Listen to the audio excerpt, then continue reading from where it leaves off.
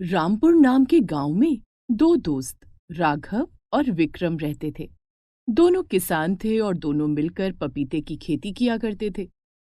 लेकिन दोनों के ही खेत में अच्छे फल नहीं आते थे। राघव और विक्रम दोनों खेत में काम करते करते थक जाते हैं। दोनों पपीते के पेड़ के नीचे बैठकर थोड़ी देर आराम करने लगते हैं। राघव भाई, हम इतनी मेहनत करते हैं लेकिन हमारे पेड़ के पपीतों में बिल्कुल भी स्वाद नहीं आता। हाँ भाई, हमारे पेड़ के पपीते बेजान से रहते हैं। समझ में नहीं आता कि ऐसा क्या करें कि हमारे पपीते के पेड़ में लगने वाले फल स्वादिष्ट हों और लोगों को पसंद आए। इस बार हम अपने पपीते के पेड़ों में खास तरह की खाद डालेंगे। खास तरह की खाद? हाँ, मैंने सुना है कि जंगल में खास तरह की जड़ी बूटियां मिलती हैं। हम उन जड़ी बूटियों को लेकर आएंगे और उनका खाद बनाकर अपने खेत में डालेंगे। ठीक है, शायद इससे हमारे पेड़ में उगने वाले पपीतों में जान आ जाए। दूसरे दिन दोनों दोस्त जंगल जाते हैं और जंगल में उगने वाली जड़ी बूटियां तोड़ कर लाते हैं। फिर दोनों उनका खाद बनाकर अपने अपने खेत में डालते हैं। राघव, इस बार हमने बहुत कड़ी मेहनत की है। देखना, इस बार हमारे पपीते बहुत अच्छे फलेंगे। तेरी बात सच हो जाए तो मजा ही आ जाएगा। फिर हमारी गरीबी के दिन भी दूर हो जाएंगे। अब तक तो हमारे पपीतों को कोई पूछता भी नहीं था, लेकिन अब लोग इसे मांग मांग कर खाएंगे। दोनों दोस्त काफी उम्मीद लगाकर बैठे होते हैं कि इस बार जड़ बूटी वाले खाद की वजह से उनके पपीते की खेती अच्छी होगी। लेकिन ऐसा होता नहीं है। समय आने पर उनके पेड़ों में फल तो लगते हैं, लेकिन वे हर बार की तरह छोटे, सूखे और बेजान होते हैं। ये क्या, हमारे पपीते तो हर बार की तरह ही हुए हैं। हमारी मेहनत बेकार गई। लेकिन हमने तो अपनी तरफ से पूरी कोशिश की थी कि हमारे फल इस बार अच्छे हों। दोनों दोस्त काफी दुखी हो जाते हैं। वे अपने खेत में पपीते के पेड़ के नीचे बैठ जाते हैं और गहरी सोच में डूबे होते हैं। थोड़ी देर बाद राघव कहता है, विक्रम भाई, ऐसे बैठे रहने से क्या होगा? चलो अपने पपीते बेच कर आते हैं। लेकिन हमारे पपीते खरीदेगा कौन? कोई ना कोई तो खरीद ही लेगा। कोई नहीं खरीदेगा तो वापस ले आएंगे। ठीक है। दोनों दोस्त अपने अपने खेत के पपीते तोड़कर उन्हें बेचने जाते हैं। सुबह से शाम हो जाती है, लेकिन खरीदना तो दूर, कोई उनके पपीतों की तरफ देखता भी नहीं है। देखो, किसी ने हमारे पपीतों को पूछा भी नहीं। कोई बात नहीं, इन्हें लेकर वापस चलते हैं। कल फिर आएंगे। दोनों दोस्त अपने अपने पपीतों की टोकरी लेकर घर की ओर चल देते हैं। रास्ते में राघव भाई, मुझे बहुत जोरों की प्यास लगी है। तो चलो नदी किनारे चलते हैं। नदी का ठंडा पानी पीकर फिर घर की ओर जाएंगे। दोनों दोस्त नदी किनारे जाते हैं। वहीं पपीतों से भरी टोकरी जमीन पर रखकर दोनों पानी पीने लगते हैं। इतने में कुछ पक्षियों का झुंड आता है और राघव की टोकरी के पपीते खाने लगता है। जब दोनों पानी पीकर पीछे मुड़ते हैं तो देखते हैं कि पक्षियों का झुंड राघव की टोकरी में रखे सारे पपीते खा चुका होता है। राघव दौड़कर अपनी टोकरी के पास जाता है। उसके आते ही सारे पक्षी उड़ जाते हैं। राघव रोने लगता है। मेरे सारे पपीते खा लिए। मैंने सोचा था कि कल बाजार में लाकर इन्हें बेचने की कोशिश करूंगा। अब तो मेरे पास बेचने के लिए भी कुछ नहीं बचा। मेरे बीवी बच्चे भूखे मर जाएंगे। राघव विक्रम से मदद मांगता है। विक्रम भाई, तुम तो मेरे दोस्त हो, मेरे सुख दुख के साथी हो। मुझे अपने थोड़े पपीते दे देना, मैं कल उन्हें बेचूंगा। नहीं भाई, मैं अपने पपीते तुम्हें नहीं दे सकता। ये तुम कैसी बात कर रहे हो? हम दोनों तो दोस्त हैं ना। भला मेरे बुरे वक्त में तुम मेरी मदद नहीं करोगे तो और कौन करेगा? मेरे पास तो पहले से ही जो पपीते हैं वो बुरी हालत में हैं। मैं उन्हें बेचकर जैसे तैसे दो चार पैसे कमा लूंगा। लेकिन उनमें से कुछ पपीते तुम्हें दे दिए तो मेरी कमाई में कमी आ जाएगी। इसीलिए मैं तुम्हें अपने पपीते नहीं दे सकता। ऐसा कहकर विक्रम अपने पपीते से भरी टोकरी लेकर वहां से चला जाता है। विक्रम की ये हरकत राघव को बहुत बुरी लगती है। अब मैं क्या करूंगा? तभी राघव अपनी टोकरी की ओर देखता है। उसमें पपीते के ढेर सारे बीज रह गए थे जो पक्षियों ने छोड़ दिया था। मैं इन्हीं बीजों को अपने खेत में लगाऊंगा और दोबारा फल आने का इंतजार करूंगा। उस दिन राघव अपने घर चला जाता है, लेकिन दूसरे दिन अपने खेत में वो पक्षियों के छोड़े हुए बीज को लगा देता है। सारे बीज लगा दिए। अब इनमें से नए पौधे आने में कुछ वक्त तो लगेगा, लेकिन मेरे खेत में पपीते के पेड़ की संख्या बढ़ जाएगी। ऐसा सोचकर वो एक पेड़ के नीचे बैठ जाता है। उसकी नजर विक्रम पर जाती है, जो कि अपने खेत में काम कर रहा होता है। लेकिन उस दिन से विक्रम ने राघव से बात करना छोड़ दिया था। वो राघव की ओर देखता भी नहीं था। थके होने के कारण राघव की आंख लग जाती है और उसे एक सपना आता है जिसमें कुछ पक्षी आकर राघव से कहते हैं, राघव, तुम चिंता मत करो। तुमने अपने खेत में पपीते के जो बीज लगाए हैं उसमें से जादुई पपीते के पेड़ उगेंगे। जादुई पपीते के पेड़? हाँ, उन पेड़ में लगने वाले सारे फल स्वादिष्ट और रसीले तो होंगे ही, साथ ही तुम्हारे गांव में कोई भी विपत्ति आने की सूचना भी देंगे, जिससे तुम अपने गांव वालों को पहले से ही सचेत कर सकते हो और सबकी रक्षा कर सकते हो। अच्छा, क्या ये सच हो सकता है? हाँ, ये सच होगा। ऐसा कहकर सारे पक्षी उड़ जाते हैं और राघव की आंख खुल जाती है। ये कैसा सपना था? भला ऐसा कैसे हो सकता है? सपना तो सपना होता है, और वो भी दिन में देखे गए सपने का कोई मतलब नहीं। लगता है मैं कुछ ज्यादा ही परेशान रहने लगा हूँ। ये उसी का असर है। राघव इसे महज एक दिमागी फितूर समझकर भूल जाता है और अपने घर आ जाता है। दूसरे दिन जब वो अपने खेत पर जाता है, अरे, मेरे खेत में पपीते के नए पेड़ कहाँ से आए?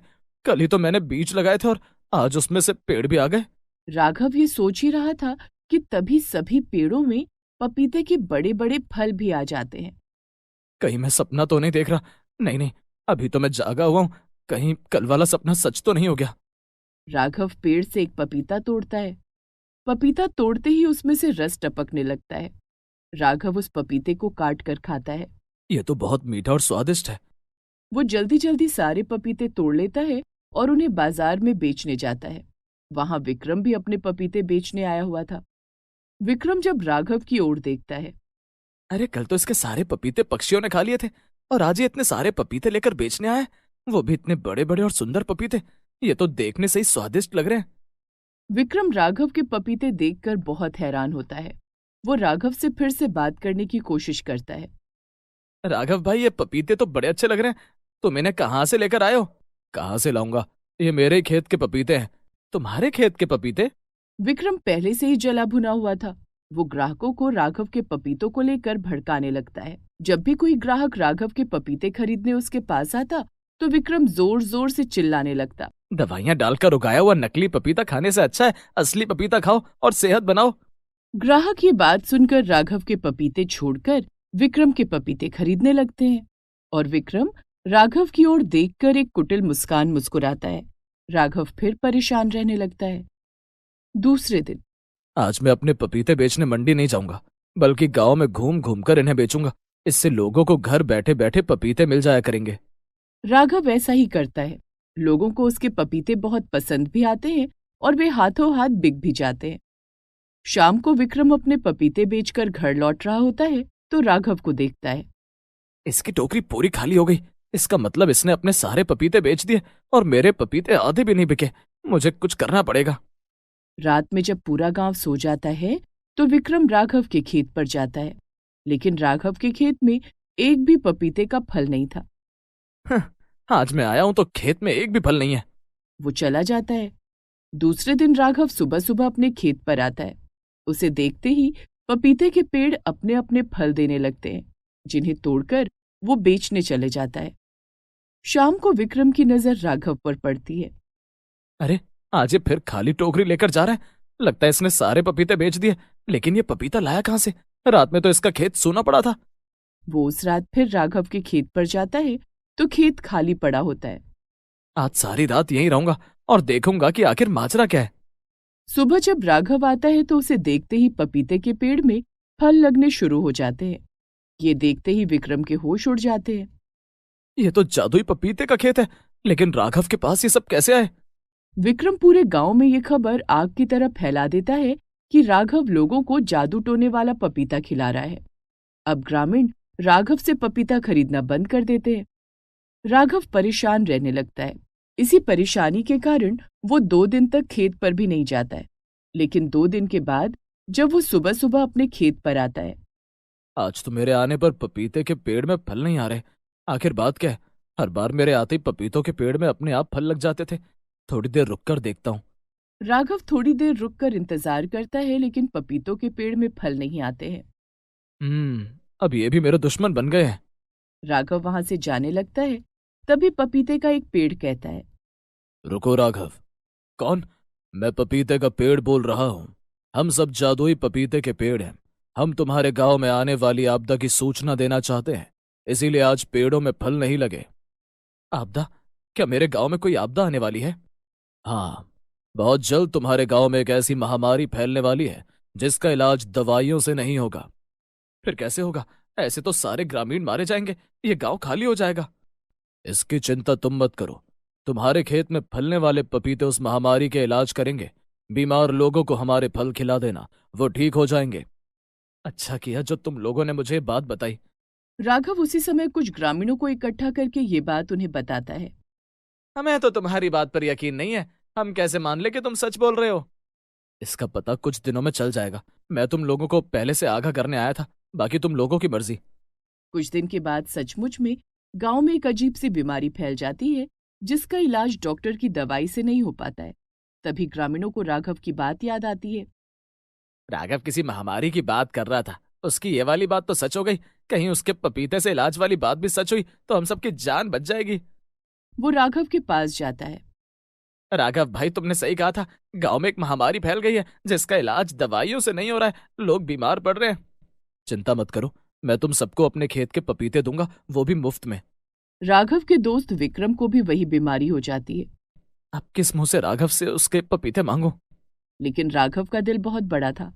वो मुफ्त में पूरे गांव में अपने खेत के पपीते बांटता है। साथ ही कुछ पपीते लेकर विक्रम के घर जाता है। राघव भाई तुम? हाँ, मुझे लोगों से पता चला कि तुम्हें भी वही बीमारी हो गई है, इसीलिए मैं तुम्हारे लिए अपने खेत के पपीते लाया हूँ। लो, इन्हें जल्दी से खा लो, तुम ठीक हो जाओगे।